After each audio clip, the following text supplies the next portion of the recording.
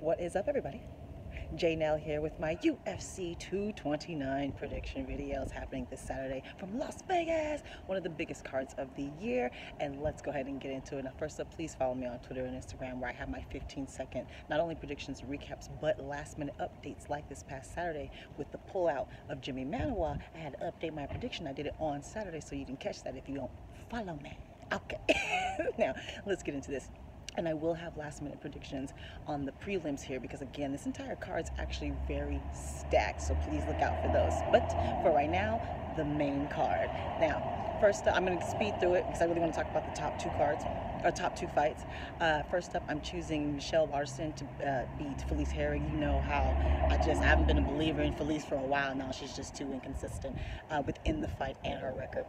Next up, I'm choosing Derek Lewis to beat Alexander Volkov, excuse me. In the words of Mike Tyson, everyone has a plan until they get punched in the mouth. And I just simply think that Alexander hasn't fought anybody with the power of Derek Lewis, not only with his hands, but also with his body. Now, also, their reach, even though Alexander's quite a bit taller, they actually have the same reach because of this disproportionate measurements of Derek Lewis. And Derek Lewis has a nice chin. That's not to say that I think he's going to win. I actually was going back and forth with this one. I think Alexander's a bit more dynamic and has different little angles and things. He also can employ some kicks, but again, I am calling that one for Derek Lewis. Next up, I am choosing Ovince St. Preux to beat Dominic Reyes. Next up, now, co-main event. And we are saying, I think he's ranked number 2, Mr. Tony Ferguson El Kagui, taking on Mr. Anthony Pettis, coming off a great victory over Michael Chiesa. So this is an extremely important fight.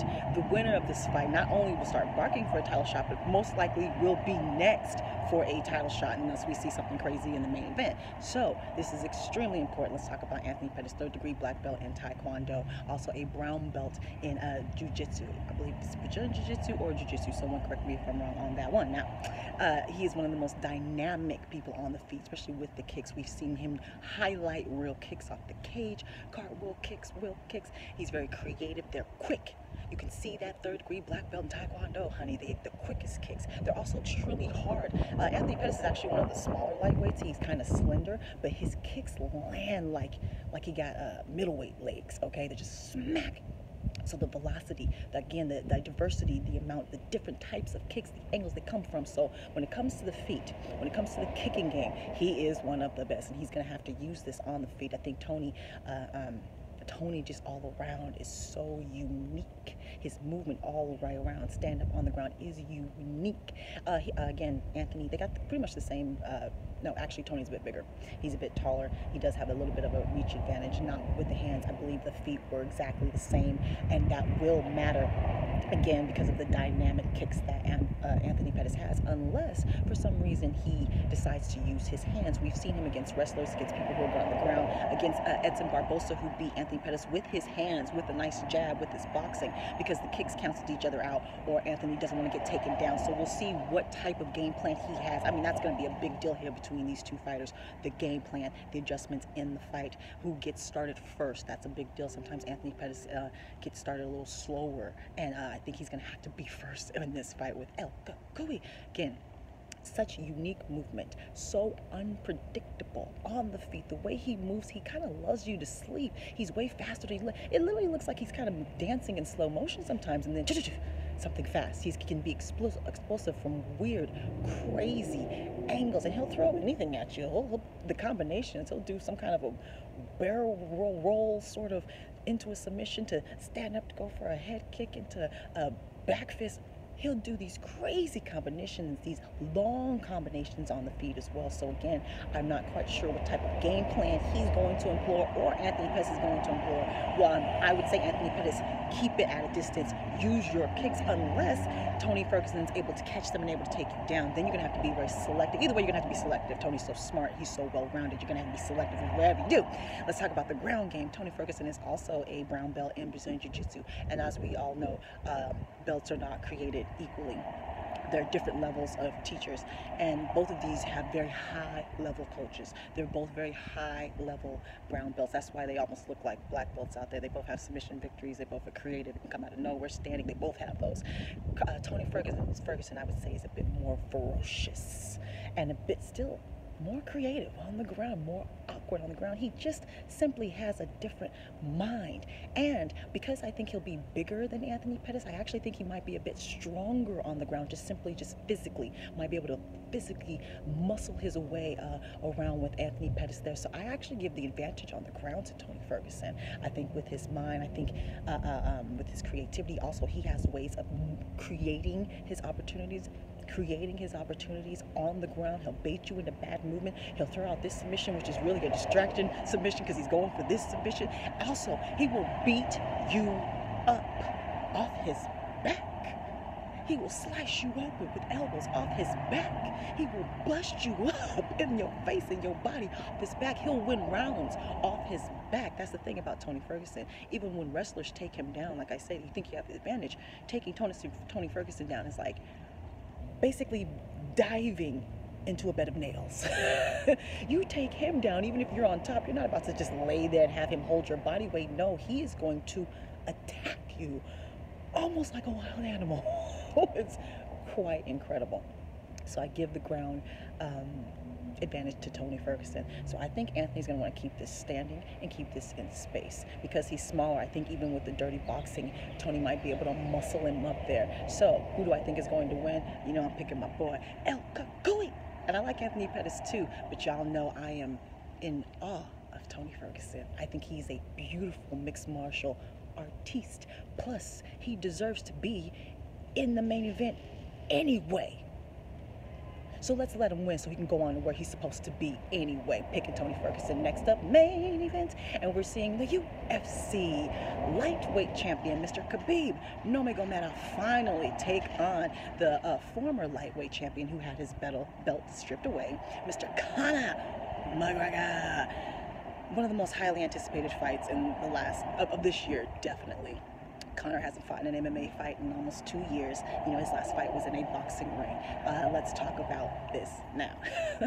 First off, let's talk about Conor McGregor. We know he's a striker first. He has boxing titles, European boxing titles, amateur boxing titles. He has been working on his ground game with Mr. Kavanaugh. I keep wanting to say Brett Kavanaugh. John Kavanaugh. I'm sorry, John. I don't mean to get you messed up in that mess. I'm sorry. John Kavanaugh, who is a very creative coach, creative mind. Conor McGregor has come in. We've seen people like GSP with movement coaches and things of that before, but I think Conor McGregor really utilizes his movement, his awkward movement on the feet, his explosiveness on the feet. Like I said, John Kavanaugh really, the relationship is, they're really in sync. They come up with really good game plans. They come up with, when I say game plans, that's inside the octagon and of course outside the octagon as well. Of course, Conor McGregor does have one-punch knockout power in them hands. Let's not sleep on that. He is a very dynamic striker. I wish he actually had more kicks. If he had more of a kicking game, he would be kind of an action figure on the feet, quite frankly. But it's primarily with his hands. He does have less kicks and, again, awkward movement, awkward angles. He kind of sprints. His movements is like a sprint. He's like lull and then sprint, lull and then sprint. And because of that, I got flies all over me right now. Because of that, we've seen him gas. Because of he kind of fights in small sprints. We've seen him gas. We saw in the 5-round fight in his victory over Nate Diaz. We saw him gain a second win towards the end. I believe it was like the 4th round there, 4th or 5th round. He actually gained a second win. But again, he does have a questionable gas tank. He did have the longest fight of his life with Floyd Mayweather at a very high pace, but again, that's not defending everything that's on the ground. That's different than this. Now, let's talk about the champion, Mr. Undefeated. I believe it's 26-0, Mr. Khabib Nurmagomedov. If there were belts in combat sambo wrestling, he would definitely be an elite, like 3rd-degree black belt. He is just smothering with his wrestling, and that is his base.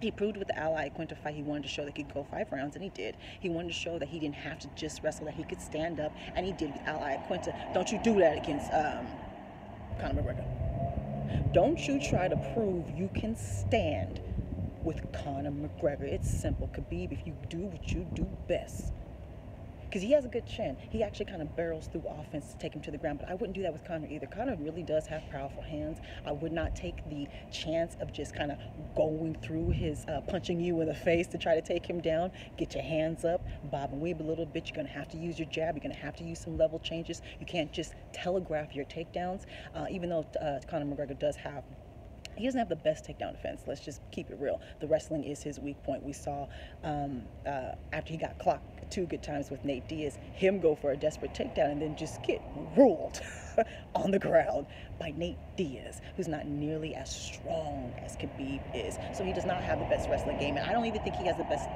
wrestling takedown defense. I think if Khabib gets him up against the cage with both hands locked behind that back, honey, somebody going for a ride. I don't think he has the takedown defense to stop Khabib once Khabib gets his hands on him. So his game is in space. Don't let him get your hands on you. Khabib, don't telegraph your takedowns. Conor's smart. He will bait you into bad movement. He will ole your behind. Ole. Okay? So you can't telegraph your takedowns. You're going to have a jab up there. You're going to have to try to put together a combination of level changes, try to do a little dirty boxing, you know what I mean? You're going to have to do a little bit. But once you get your hands on him, once you get pressed up against that cage, you do what you do best. You take him down, and you ragdoll him. You ground and pound him out. And when you got a chance for the victory, if you do see the submission, you take it. You've said things like, I'm going to make this long, I want to beat him down for a couple of rounds. Don't do that. Don't try to prove no points. No points. What you need to do is get a dominant victory. Take him down, ground him, pound him out. If you have a submission chance, you get it that way. Either way, do what you do best. Be smart. Don't let your ego get into play, because that's what Conor does best. Now we can talk about it. What Conor does best is the mental warfare. All the way leading up to it, even though we haven't seen the press conferences, we've just seen the one. But you know, Conor and them been going back on social media for a while now, making news with all the MMA blogs and all of that, talking about his father, talking about his coach, all of that. I'm outside, y'all. I'm sorry, I'm outside. So they've been jawing back and forth for a while now. We all know the bus incident with him taking his first. It was him getting his boy up in the hallway and just kind of like strong-arming him. He didn't put his hands on him, really, kind of a little small little pat, like, hey, watch your mouth. And then Conor saw that, came down on the plane with a bunch of his friends and attacked a bus with a dolly, all on camera. Got 5 days probation, no jail time. Thousands of dollars of damage, property damage, hurt multiple fighters and staff. Not only the staff, the security that got punched in the face by his friends, but the people who got cut up and hurt on the bus. He is getting sued. I know by Michael Chiesa there might even be more lawsuits, so he'll pay a little bit financially. But again, no jail time, 5 days probation for that mess. They're using it as a promotion vid, which I agree with because it's part of the story. So I actually have no problem with using it. But all of that is simply to mess with Khabib's mind. All of that is to get him off his game, because Khabib has a very strong mind, strong will. He's very centered, very calm, as we saw in the one press conference. Let me comment on that real quick. That was whack. It was silly. I agree with Conor. Where are the fans? Fans should have been there. That way all of Conor's antics, he would have had someone to play off of. We would have had the screams and the yells. We'd have had more highlight moments instead of Conor kind of just raving and ranting. Kind of seemed like a madman, because it's hard to get a reaction out of Khabib, so we needed to get that reaction out of fans, out of a crowd. So they definitely should have been there. That post-press conference, it was weird, it fell flat, and again, it made Conor kind of look like a madman instead of those little signature moments we're used to getting from him. Eventually, Khabib did start to react, did start to talk, so I don't know. We'll see what happens in the fight. We'll see if he manages to get Khabib to fight off of his game, because that's the only way he'll win. Because people think, how could he win? Easy. For 2 rounds, Khabib takes him down, mollywops him, he manages to survive. Then for some reason, Khabib decides he wants to prove that he can stand with Conor McGregor. And then he either gets KO or Conor wins those 2 rounds, and then you have 1 round up in the air. And with the UFC, they will give that belt back to Conor. Are you kidding me? Then he could win. He could win. If ever there was going to be shenanigans in the UFC, it's this fight. So I'm very nervous with my pick. I'm going to pick Khabib. But if ever there were going to be shenanigans, it's this fight. Keep a cool head. Don't let them get you off your game. Stick to your game plan. Don't try to prove anything. Take them down and ragdoll them. Those are my picks. I gotta stop this video real quick. Those are my picks. Let me know your picks, any injury updates. Let me know about all the controversy, how you feel about everything. Subscribe, like, follow me on Twitter. Subscribe. Look for my 15-second. Talk to me. Take care. Goodbye.